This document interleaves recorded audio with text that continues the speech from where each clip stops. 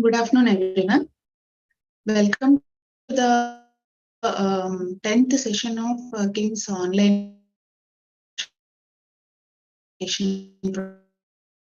program. Today we will discuss about the PPHN management and inhaled nitric oxide therapy in different clinical scenarios.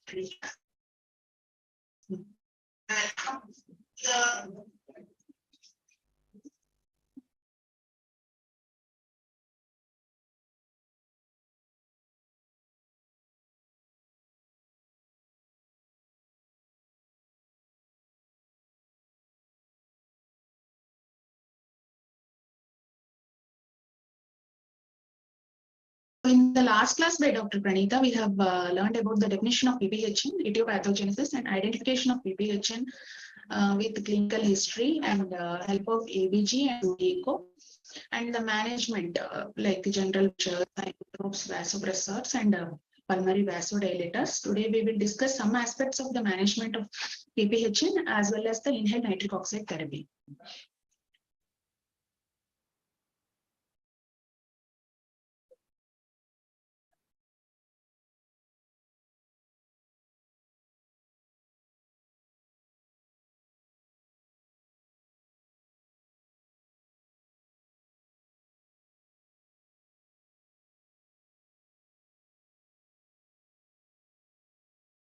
So in this class, we will see about the management INO in different clinical scenarios like meconium aspiration syndrome, preterm with PPHN, post-cardiac, and in congenital diaphragmatic hernia, how to initiate the inhaled nitric oxide therapy, as well as the indications, monitoring, weaning, side effects, and evidence. And followed by, we will see how to set up the inhaled nitric oxide machine and connect it to the ventilator and then to the baby in our NICU.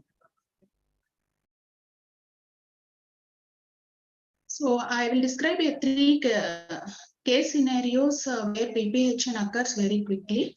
In the first case, a baby was born at 38 weeks of gestation as a large for gestational age female baby to a 31-year-old primary mother who had a history of leaking, rupture of membranes, something like that. The baby cried after stimulation.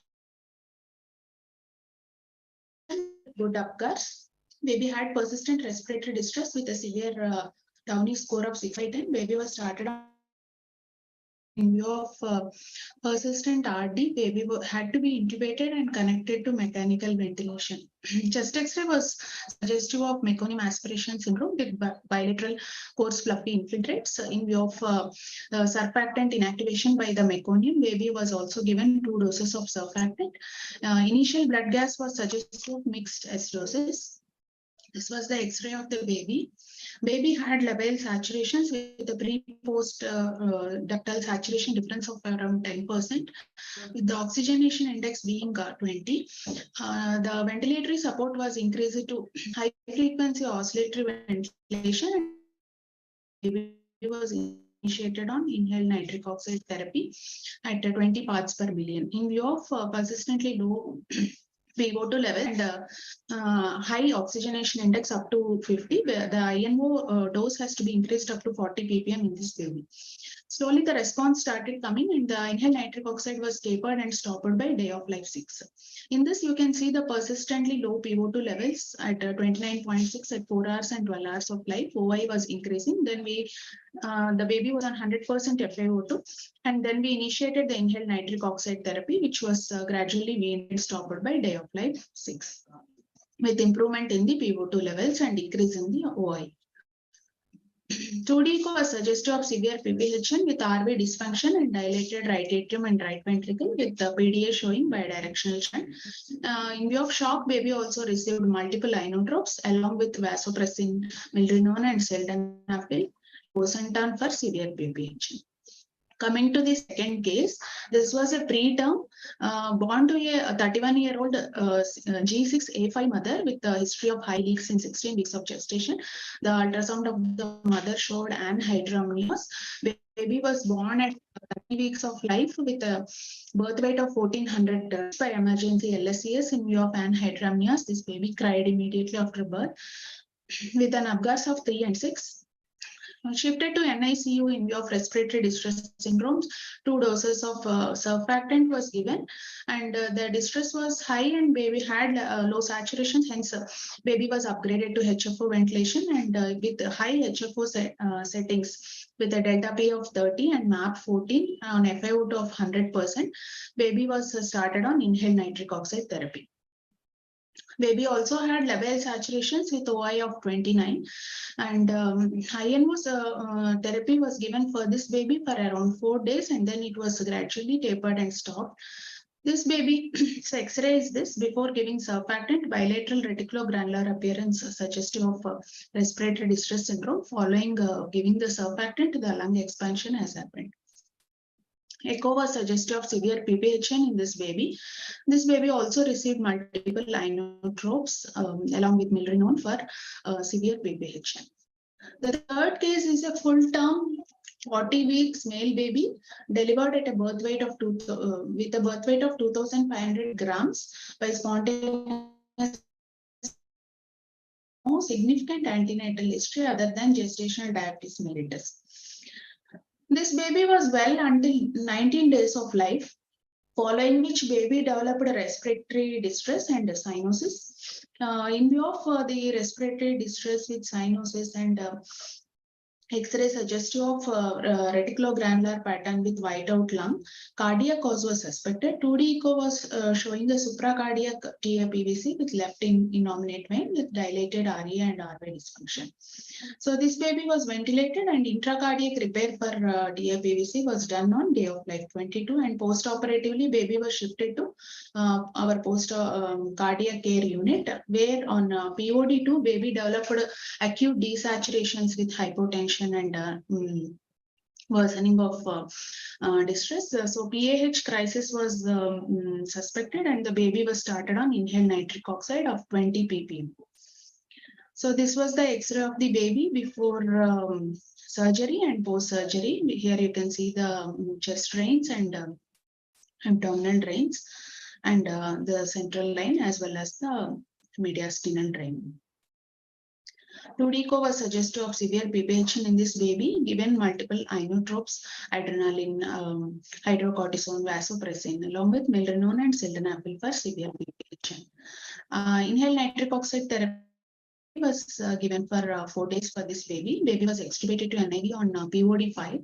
Inotropes were tapered and stopped by day of life 8, and baby was weaned off respiratory support by day 11. Baby was discharged on oral sildenafil, furosemide drops and calcimax syrup. So in these 3 different cases, you can observe the difference. This is the first baby with MAS had a maternal history of meconium strained liquor with coarse fluffy infiltrates on X-ray suggestive of MAS, maximum OI of 54, no requirement of 6 days. In this, the cause of PPHN is due to the maladaptation of the pulmonary vasculature, even though the lung development is normal. In the second case of preterm PPHN, maternal history of anhydramnios was there. X-ray was suggestive of RDS. So in this, what is the cause of PPHN? Excessive muscularization of the pulmonary vessels secondary to chronic intrauterine hypoxia. In the post-cardiac state, in response to the hypoxia, acidosis, babies develop pulmonary arterial hypertension post-cardiac surgery. And the cause of PPHN in these cases will be transient endothelial dysfunction and disruption of the endothelial nitric oxide synthase enzyme. So these are the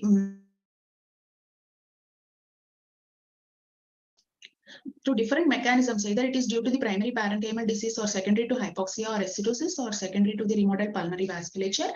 The pulmonary vasoconstriction may occur, which leads to increase in the pulmonary vascular resistance, which fails to reduce following the birth of the baby, and which leads to decreased venous return and LV preload, contributing to the systemic hypoxemia as well as myocardial ischemia. So in PPHN, the 2D co-findings will be RV dilation with right ventricular dysfunction with bobbing of the interventricular septum to the left side, along with the tricuspid regurgitation, which is seen as a blue jet on the echo, along with shunting across the PDA and BFO from the right side to the left side. This also leads to the decreased RV contractility. So these are the different etiological factors of PPHN, like remembered as a mnemonic of tachypnea, transient tachypnea of newborn, aspiration syndrome, CDH, RDS, pneumonia, sepsis, air leaks, in utero hypoxia, polycythemia, and secondary to BPD and congenital heart diseases also. So coming to the management of PPHN, so in the delivery room, what we will do, we'll identify first the risk factors for associated with PPHN in the babies, like any meconium strain, like any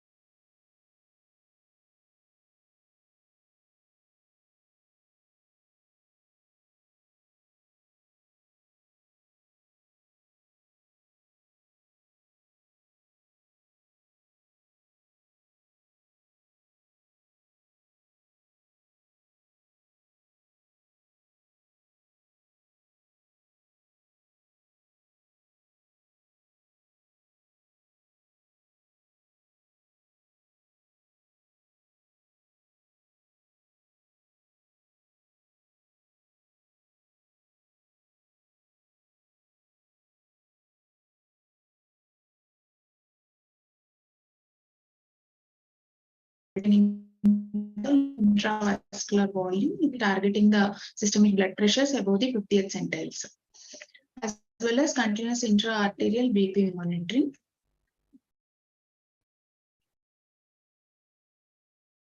So, before initiating on PPHN causes due to parenchymal disease, if there is an RDS, we should give the surfactant therapy. In MAS also surfactant can be given, and increase the mean airway pressure and treat pneumonia with antibiotics, avoid excessive MAPA. So this is called as lung recruitment.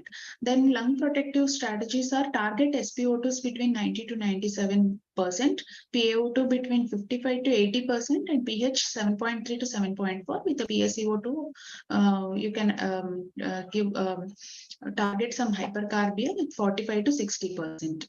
Then we should go to HFO. HFO and INO have a synergistic effect on improving the oxygenation index, then followed by the pulmonary vasodilator therapy. Oxygenation index is measured as MAP into FiO2 divided by PaO2 into 100. So generally, if the OI is more than 20, inhaled nitric oxide therapy is started. And generally, we say that if it is more than 15 also, inhaled nitric oxide therapy can be begun. If the PIP on SAMB mode is more than 25 or the tidal volume requirement is more than 6 ml per kg, we have to go for HFO ventilation. OI more than 40 is an indication for ECMO therapy. Oxygen saturation index is the MAP into FiO2 divided by preductal SpO2 into 100. This is done in some low resource settings where frequent ABGs cannot be done. The OSI is roughly half of the oxygenation index. So coming to the inhaled nitric oxide therapy, we will first see the briefly history. So Alfred Nobel, when he was manufacturing the dynamite in his factory with the help of nitroglycerin gas, the workers who were working there, if they are a little old and they had coronary heart disease with angina problems, this nitroglycerin was helping them in coronary vasodilatation. They were feeling well in the weekdays.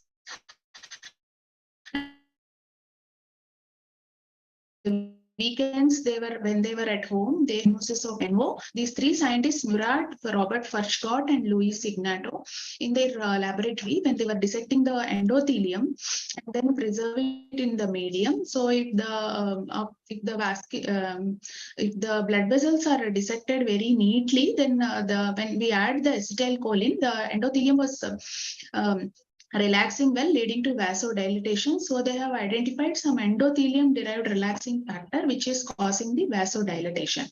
Subsequently, in some experiments in the lambs, pregnant lambs, the LNA, L-nitroarginine was injected to the pregnant lambs. After delivery, the fetus had severe PPHN if LNA was given. If LNA was not given, the baby was well.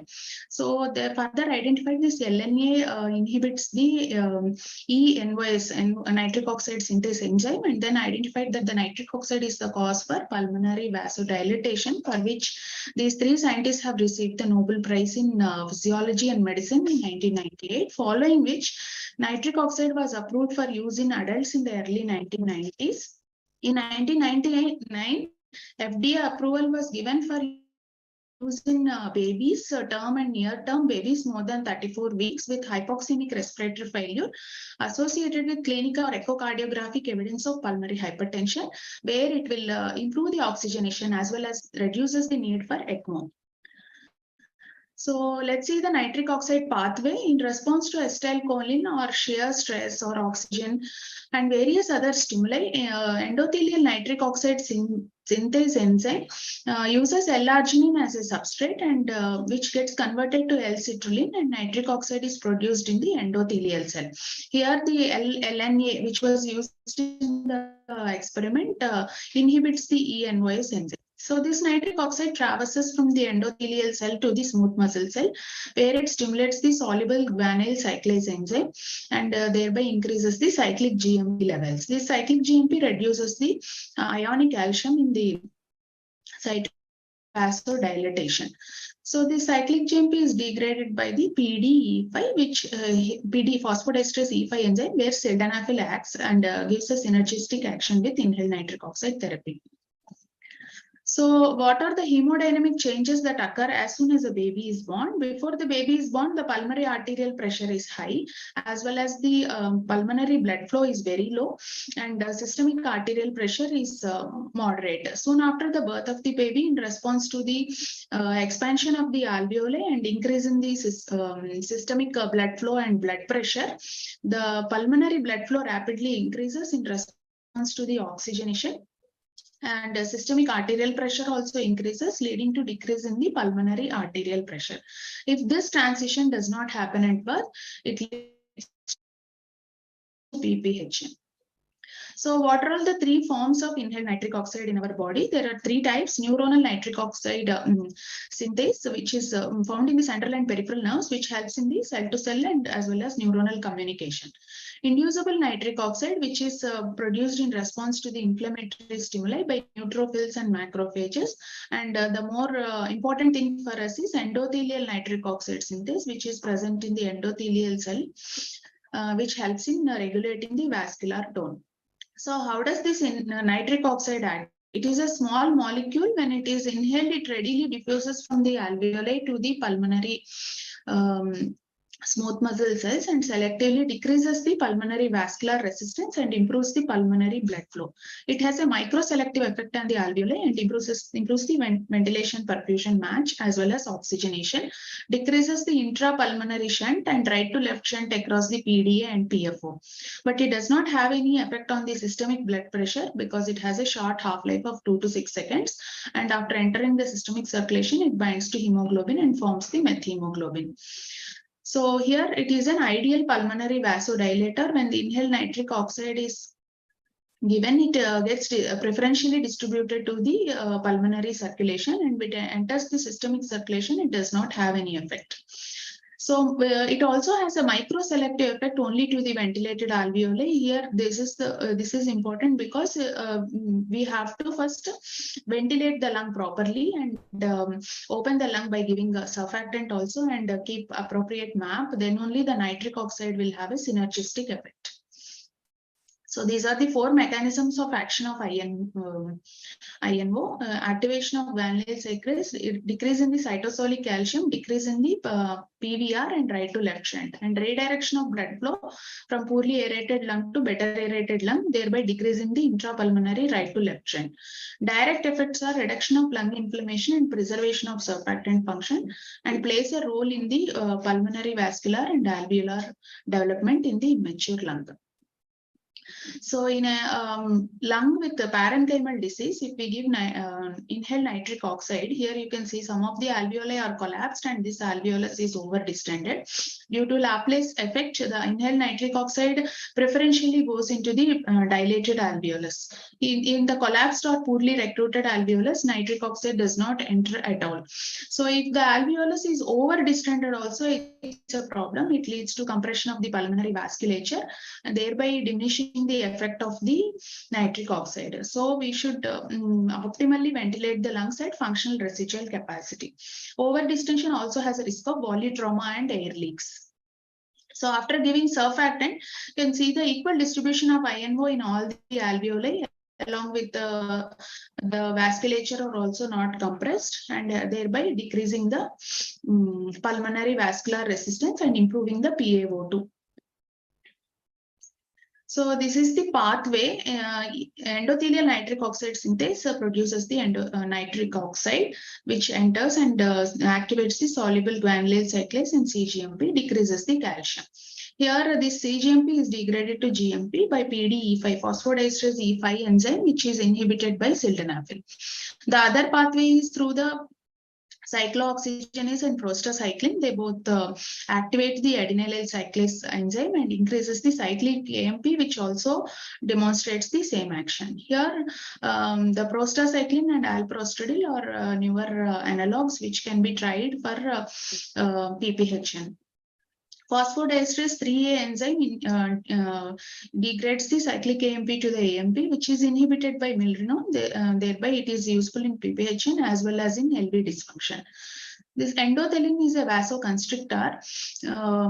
So this is inhibited by bosentan. It is also one of the therapies in the PPHN. So inhaled vasodilators are PGI2, eprostenol. Iloprost is a synthetic vasodilator along with aerosolized PGE1 alprostadil. Systemic vasodilators are milrinone, sildenafil, and bosentan. So the different mechanisms of treatment of PPHN are, if the PPHN is secondary to parenchymal lung disease, so we have to first recruit the lung by increasing the mean airway pressure and giving early surfactant. So examples are MAS, RDS, and pneumonia. For pneumonia, specific therapy is by antibiotics. For idiopathic PPHN, we should, and for PPHN secondary to lung hypoplasia, example, congenital diaphragmatic hernia, we should employ a lung protective strategy. In CDH, we should avoid overexpansion of the lung and target a little bit lower SpO2s. Otherwise, in a normal lung, we can target SpO2 between 90 to 97% and PaO2 55 to 80, pH 7.3 to 7.4, and PCO2 45 to 60. Then followed by pulmonary vasodilator therapy. So this is an overview of the management discussed so far for PPHN. So minimal stimulation, sedation, analgesia, 8 to 9 rib expansion, and target PCO2 and PaCO2 and PaO2 levels. And blood pressure, we should target above the 50th centile, pH more than 7.25, lactate less than 3, and urine output more than 1 ml per kg per hour. So if the baby fails on conventional ventilation with a PIP more than 25 to 28, we go for HFO. So indication for starting inhaled nitric oxide therapy, diagnosis of PPHN confirmed by echo in a baby with hypoxic respiratory failure in more than 34 weeks of gestation, and the need for FiO2 more than 60% to maintain a preductal SpO2 greater than 90% and oxygenation index being more than 15 to 20. So oxidative stress, as we already discussed, limits the effectiveness of inhaled nitric oxide, wherein superoxide anions combine with the nitric oxide to form peroxynitrates, and oxygen-free radicals can also oxidize the soluble guanylyl cyclase enzyme and stimulate the PDE5 activity and uncoupling of NO synthase enzyme. So that's why we should avoid hyperoxia. So here, the ENOS enzyme, when it combines with the oxygen-free radicals, forms the peroxynitrate, thereby limiting the effectiveness of the inhaled nitric oxide therapy. So whenever we started the baby on nitric oxide therapy, if there is an inadequate response, first what you should look for, we should look if the lung recruitment is proper or not, and if the hypovolemia is properly corrected or not, and if there is an LV dysfunction or not. So continuing infants in INO, on INO, when they are unresponsive to INO, leads to prolonged dependence on nitric oxide due to suppression of endogenous ENOS enzyme. So what are the side effects of inhaled nitric oxide therapy? Methemoglobinemia. If methemoglobin levels are more than 2.5%, it leads to cyanosis. We should periodically check the methemoglobin levels. And nitrogen dioxide also we should monitor, because it also causes pulmonary cytotoxicity and bronchospasm. Decreased platelet aggregation and increased risk of bleeding is also a side effect of INO therapy. Surfactant dysfunction may occur at higher doses, and if we wean the inhaled nitric oxide very rapidly, it leads to rebound increase in the pulmonary hypertension. So methemoglobinemia, it's when the hemoglobin is oxidized to the ferric state, that is called as methemoglobinemia. It is of two types, either congenital or acquired. Congenital is due to cytochrome B5 reductase deficiency, which is inherited in an autosomal recessive fashion. The symptoms will be cyanosis, pallor, CNS depression, metabolic acidosis, seizures in the baby. So the percentage of methemoglobin as a percentage to actual hemoglobin is measured. In an anemic patient, the percentage will be higher, even though the actual amount of methemoglobin is same in babies with low hemoglobin and normal hemoglobin. So depressed, so in this there will be a depressed SpO2 measurement, but falsely normal SaO2 on blood gas. This is known as saturation gap. So this can be identified with the help of co-oximetry. So this methemoglobinemia, if it occurs, is treated by methylene blue in the dose of 1 to 2 milligram per kg. High dose ascorbic acid and exchange transfusion are indicated in rare cases like G6PD deficiency, where methylene blue is contraindicated. So what are the contraindications for inhaled nitric oxide therapy? First, we should rule out congenital heart disease like TAPVC or duct-dependent systemic circulation like HLHS, where there will be severe LV dysfunction and severe aortic stenosis. In this condition, INO therapy should not be initiated. And PPHN with LV dysfunction, seen in the cases like asphyxia, hypothermia, CDH, and sepsis. This causes pulmonary edema. So here ENVO can be tried after first initiating the milrinone and improving the LV dysfunction. Now, the other contraindications are parenchymal brain hemorrhage and major congenital malformations. So here let's see what happens in LV dysfunction secondary to asphyxia, hypothermia, CDH, or sepsis. So here the left ventricle is not functioning properly. Already there is an increase in the elevated LA pressure as well as pulmonary venous hypertension. If we give inhaled nitric oxide therapy in this situation, it leads to further relaxation of the pulmonary vessels and further increase in the pulmonary venous hypertension, thereby having no improvement in the clinical response. So here milrinone should be started to improve the LV dysfunction first. In duct-dependent systemic circulation, here what happens in HLHS? So the systemic circulation is dependent on the right to left shunt across the PDA. So if we give inhaled nitric oxide in this situation, it eliminates the right to left shunt, thereby causing the pulmonary flooding and ischemia to the systemic organs. So in such a condition also inhaled nitric oxide is contraindicated. So these are the 4 different important clinical scenarios.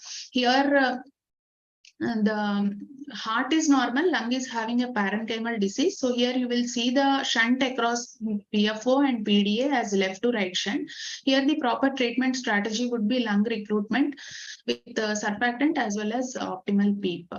So in duct-dependent pulmonary circulation like tricuspid atresia, pulmonary atresia, and critical pulmonary stenosis, we'll be seeing a right to left shunt across the PFO, but left to right shunt across the PDA. So this is because here there is an obstruction. So here the treatment will be to maintain the patency of this duct with PGE1. In PPHN, we'll be seeing the shunt across the PFO and PDA, both right to left, along with RV dilatation and bowing of the septum to the left with TR jet. Here, lung recruitment first, followed by inhaled pulmonary vasodilators like nitric oxide and sildenafil. So in LV dysfunction, what happens to the shunt across PFO? It is left to right across the PFO, but right to left across the PDA. In such a situation, we should give milrinone first. Inhaled nitric oxide is contraindicated and worsen the pulmonary venous hypertension as already discussed. So how to initiate the INO therapy, when to initiate. When the study, it has shown the decrease in need for ECMO when surfactant plus INO is initiated at 15 also. So when the oxygenation index is between 50 to 20, start inhaled nitric oxide at 20 ppm. In CPS guidelines, it has been mentioned it can be increased up to 40 ppm, but otherwise further increases in the concentration of the inhaled nitric oxide does not lead to clinical improvement and only leads to methemoglobinemia and should be avoided, as well as nitric oxide toxicity. So the response observed will be increase in the PaO2 by FiO2 ratio of 20 mmHg or more, as well as decrease in the pulmonary to systemic arterial pressure ratio. So how do we monitor when the baby is on inhaled nitric oxide therapy? We have to do serial ABGs to monitor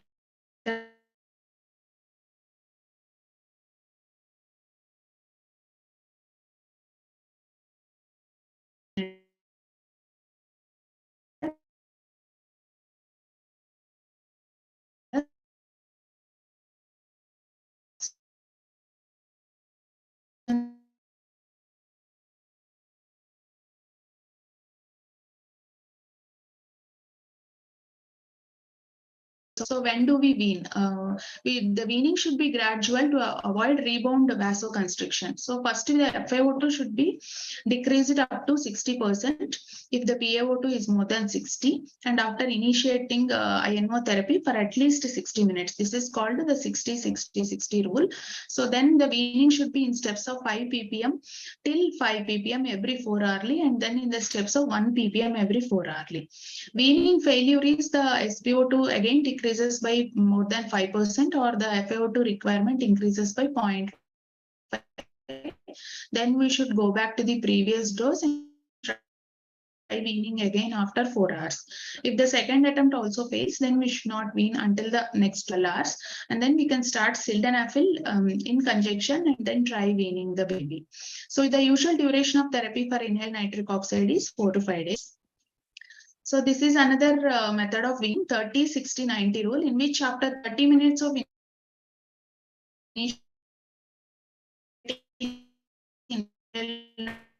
nitric oxide therapy, 60% SpO2 is more than 90%, then we can start weaning in sets of 5 ppm every 4 hourly. So the weaning protocol is the same. If there is weaning failure, we resume the previous dose and consider weaning when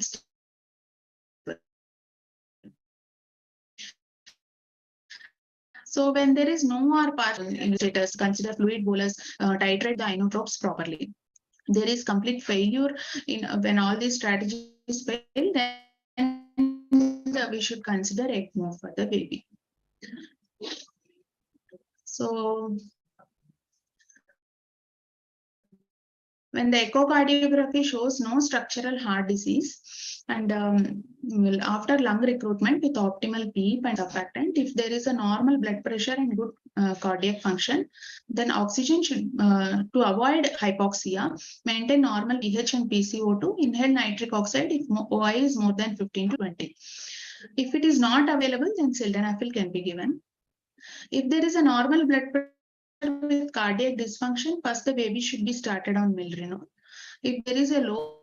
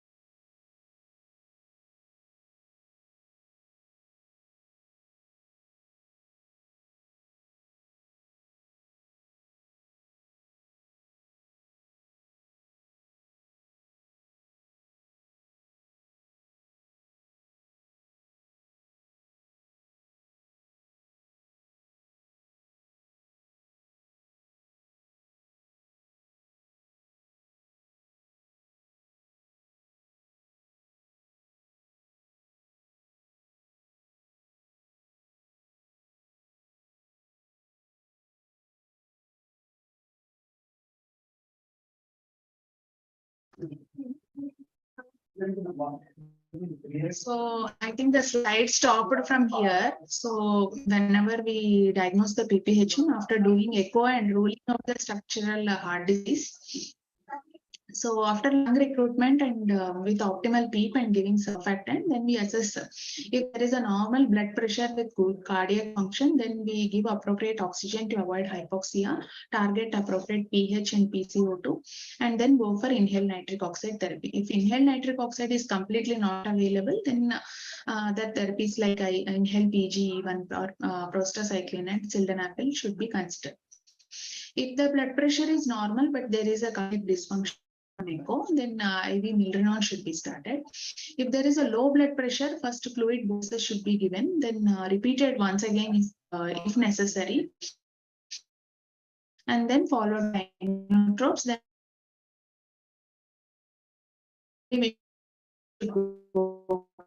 inhaled nitric oxide, hydrocortisone is deteriorating rapidly, then ECMO should be considered. After giving fluid boluses and giving inotropes, then only the failure of medical management only we should go for ECMO therapy.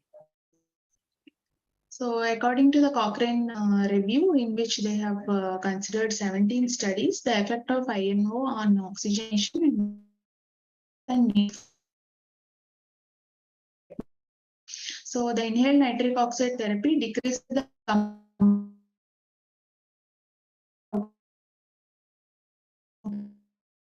use of ECMO, the number needed to within 30 to 60 minutes, increase in the PaO2 by a mean of 53 milliliters mercury, and there was no effect on the long-term development. So sildenafil is used in hypoxemic respiratory failure not responding to IMO, or when there is a lack of access to IMO and if we are unable to wean from IMO. Oral sildenafil should be PPHN related to BPD or CDH. So coming to preterm babies, it is the incidence of PPHN is inversely proportional to the gestational age. The incidence in extreme preterms is 8 per 1,000, whereas in term babies it is 1 to 2 per 1,000. So what are the changes that happen at birth? Loss of fetal lung liquid and distension of alveolus leading to increased alveolar oxygen tension, along with the release of endogenous vasodilators like nitric oxide and prostacyclin, and reduced production of potent vasoconstrictors like endothelin. These changes do not happen very quickly in preterm babies. So if you see the pulmonary vascular development in preterms, it can be divided into 5 stages: embryonic stage, pseudoglandular stage, canalicular stage, saccular and alveolar. So if the babies are mostly born in the saccular stage and the alveolar stage, here the branching and branching of the lung buds and the development of the pulmonary vasculature is happening. So the number of pulmonary vasculature will be limited. In response to chronic intrauterine hypoxia, the vasculature remain constricted and also the smooth muscle undergoes thickening. So that's why it's difficult to treat in preterm babies, as well as the soluble guanylyl cyclase enzyme also will be deficient in preterm babies.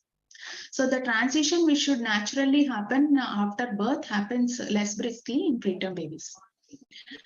So pulmonary vasoreactivity in response to high and low levels of oxygen to induce either vasodilation or vasoconstriction is less robust in preterm babies, and the disruption of angiogenesis during critical periods of lung vascular growth occurs because the baby is born preterm, as well as the vascular endothelial growth factor VEGF to promote the alveolar epithelial growth and septation will also be less in preterms. So the different phenotypes of PPHN in preterm babies are soon after birth. If there is a delayed vascular transition, it leads to hypoxemic respiratory failure with right to left shunt. Use of INO at this stage has shown some benefit in some preterm babies, but the number of studies are very limited. Early pulmonary vascular disease, echo evidence of PPHN on day of 7 itself. These babies are at high risk of developing BPD. Late pulmonary hypertension in evolved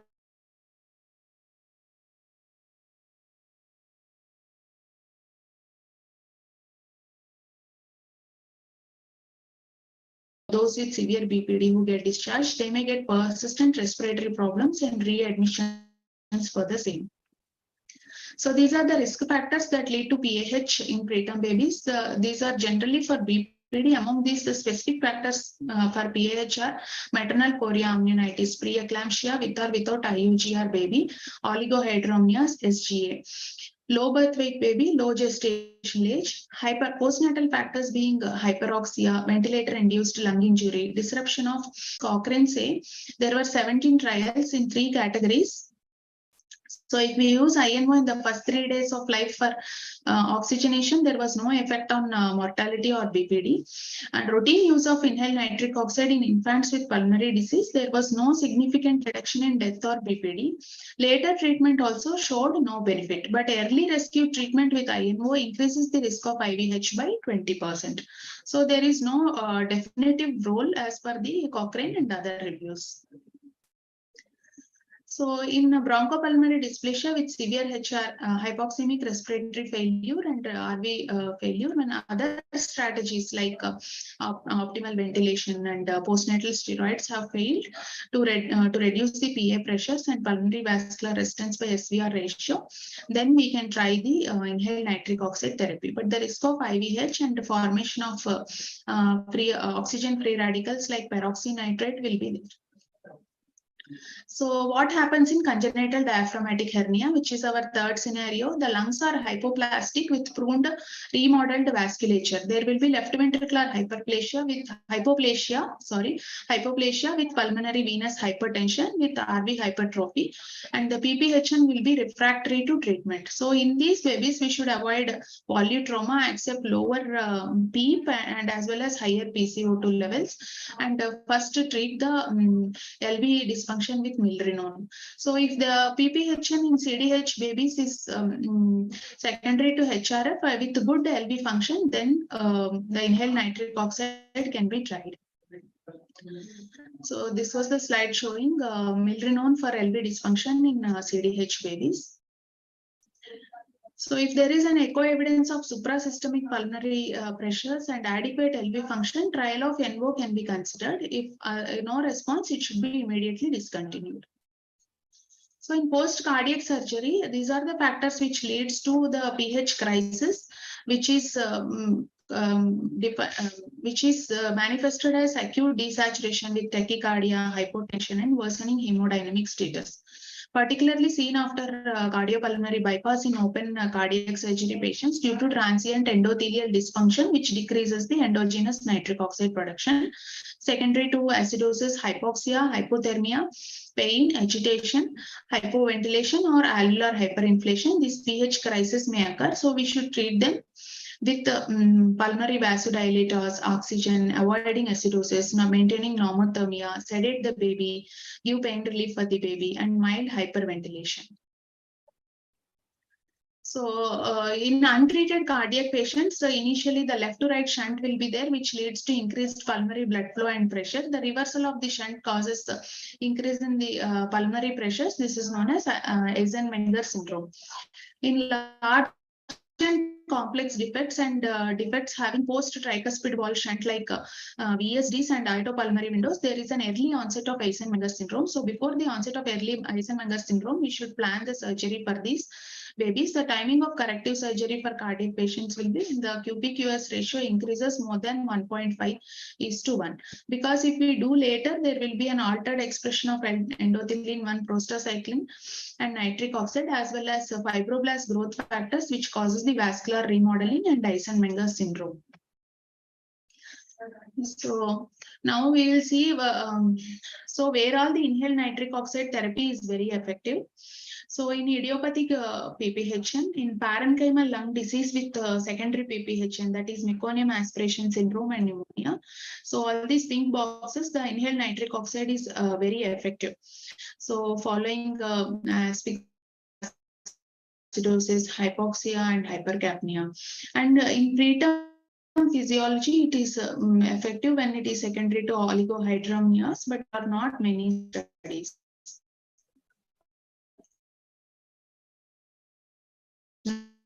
LV function and hypoplastic left heart syndrome.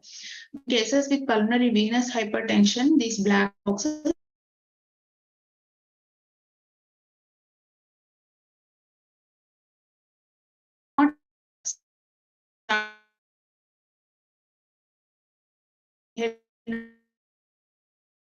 oxide as the first strategy, as well as in hyperdynamic direction with the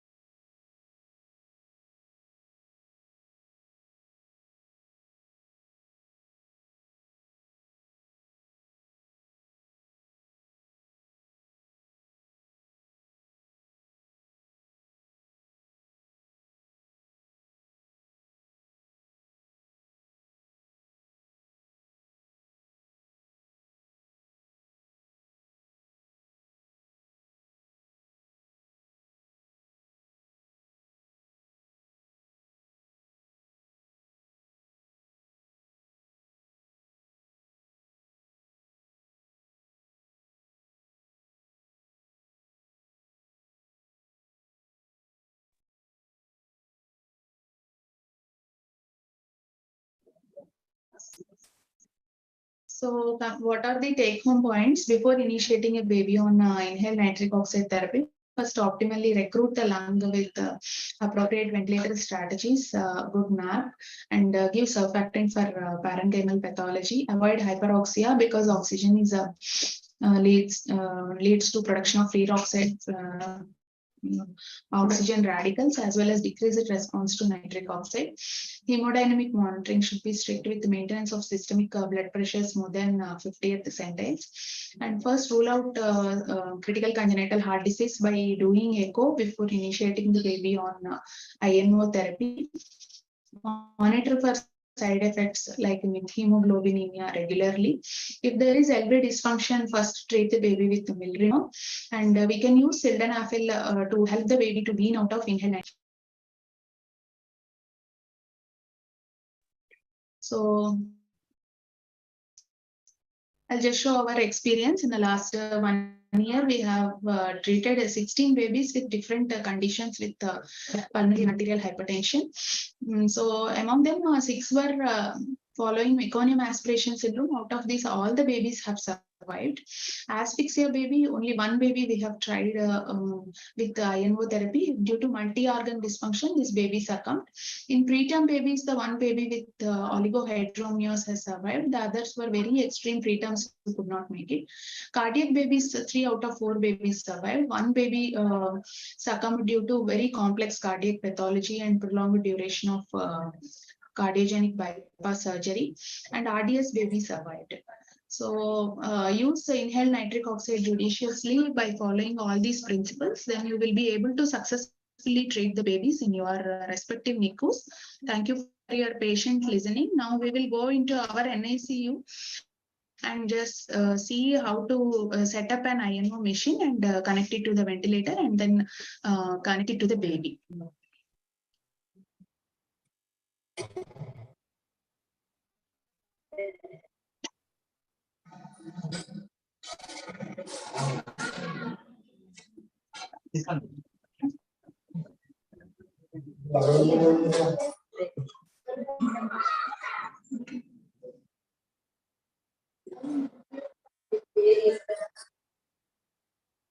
ఇప్పుడు బాగానే పడుతుంది sir పాలు తాగుతుందా baby problem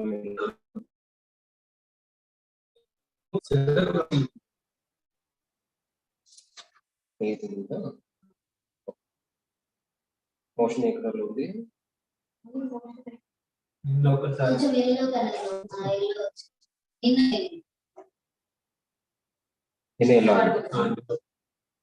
ముందు green ఉందా okay ఇప్పుడే ఎలా అయిందా okay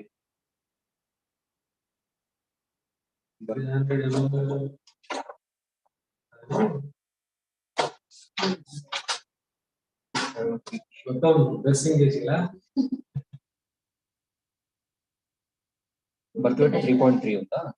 2.94, 2.88. Admission ఎప్పుడు అయింది? 2.97 అప్పుడు.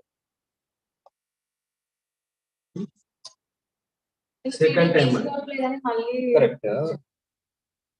ఇది అయితే 8th కి చేశాను కదా, 2.97 అప్పుడు. డిశ్చార్జ్ టైం ఎంత అప్పుడు? వెయిట్ 10 grams తగ్గిందని చెప్పారు. ఇప్పుడైతే 2.94 ఉంది. తగ్గింది కదా? ఇప్పుడు బాగానే ఉంది. అప్పుడు 2.88 ఉంటాయి కదా, మళ్ళీ నేను డిశ్చార్జ్ చేసి తీసుకెళ్ళేటప్పుడు ఇంకా 10 grams తగ్గిందని చెప్పాను. 2.87. ఓకే.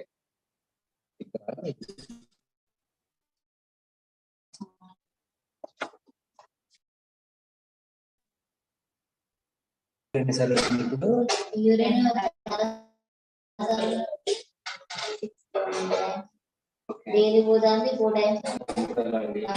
పాలు మంచిగా వస్తుంది. So let's see how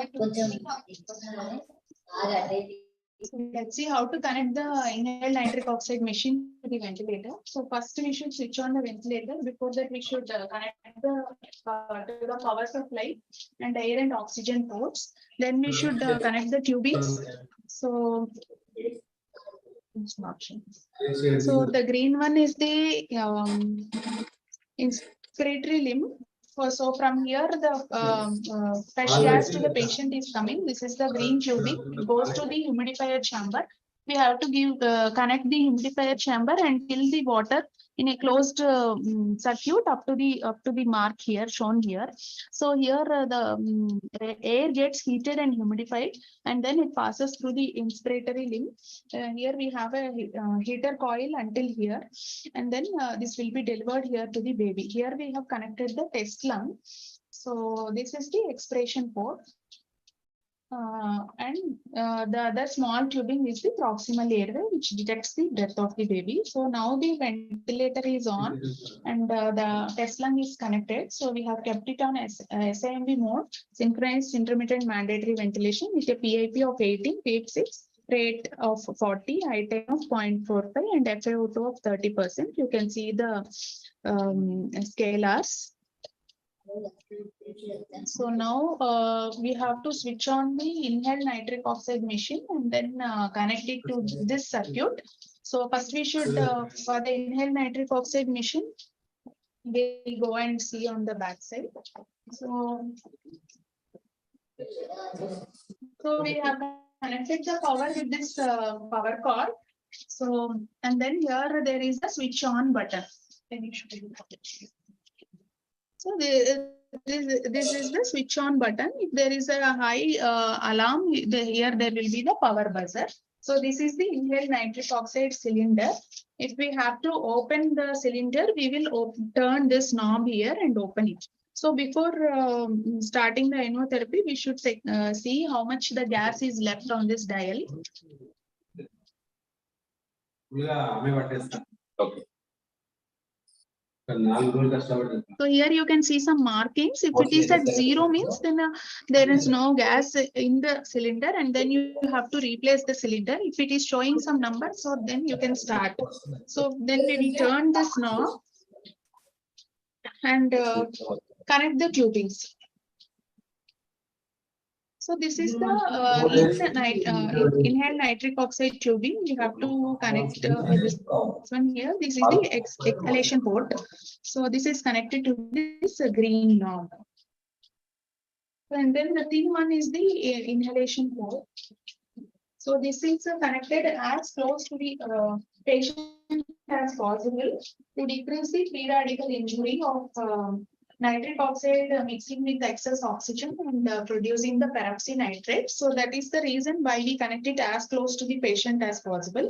And this is the exhalation port, which will detect the nitrogen dioxide concentration. This is connected near the humidification chamber. So the inhalation tubing should be as close to the patient as possible, and the exhalation tubing is near the humidification chamber. So then we will turn on the machine. So here we should select start therapy. So the 0 sensors in progress, please wait. So this is showing we have to wait until this gets calibrated. So once that is done, then we can start the therapy. So this is the GNOX inhaled nitric oxide machine, which we are regularly using for our babies. Well baby care lo well baby care package We'll wait until this gets completed.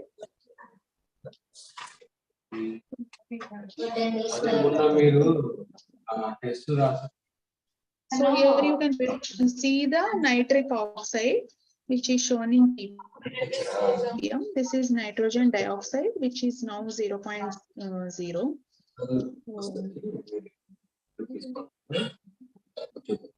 So to increase the nitric oxide, we have to turn this knob. So the larger adjustment will be near 50, and the smaller adjustment we have to adjust it to get 20 ppm here. So if we turn it to the it will decrease. If we turn it to the left, it will increase. But it will take time. We have to turn it very slowly and wait for some time to see the changes in here.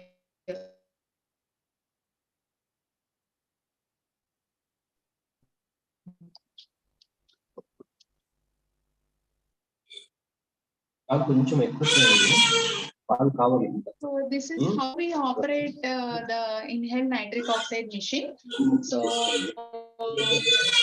whenever you are using this machine to use IMO for different hypoxemic respiratory failure conditions for your babies, have to follow these instructions and connect it to the ventilator. Start using the IMO. And monitoring is, as we have already discussed, you have to continue monitoring. You have to see the NO2 levels also here. And you can adjust the alarm limits also by this button. Here you can adjust the upper and lower alarm limits. If the NO level crosses those limits, then it start alarming and you can titrate here accordingly. Thank you.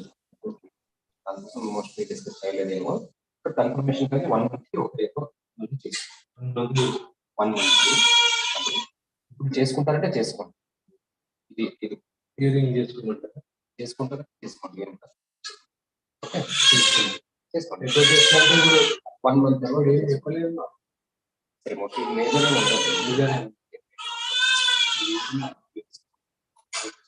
ఉంటుంది baby పెరుగుతూ automatic ఎక్కువ మళ్ళీ 1 month ఎందుకు చేస్తున్నారు అది close అయితే confirmation